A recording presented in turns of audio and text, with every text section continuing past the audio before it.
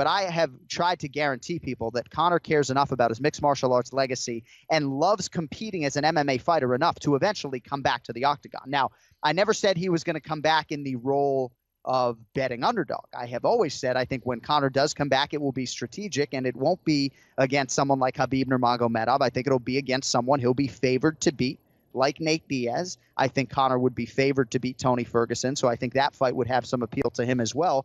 But I don't know, man. If I pistol to my temple today, I would say who is Conor McGregor's next UFC opponent going to be? I think it's going to be Nate Diaz. Well, how about another fighter that he'd be favored against?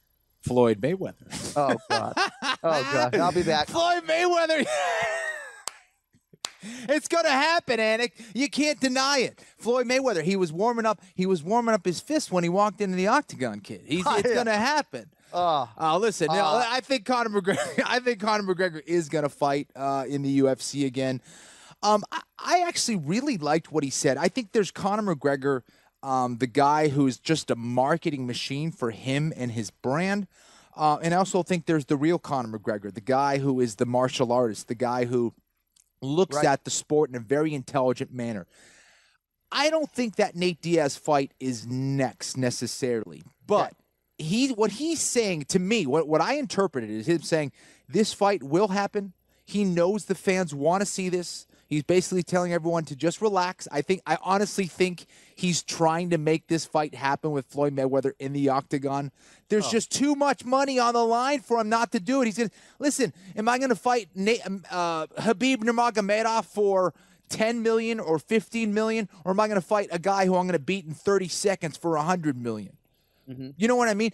I'm not saying that's going to happen, but that's what he wants to happen. I think that's what he's trying to make happen.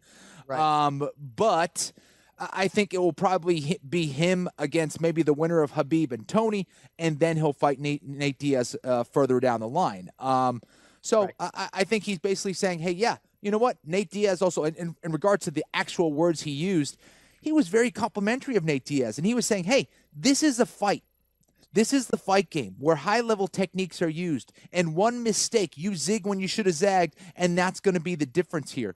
Nate Diaz, yes, he absolutely did catch me. I'm a better fighter now because of it. I have not forgotten about that loss, and I'll be better, and we will do the trilogy, and we will see who the better man is. And if you do take Conor at his word, you're right.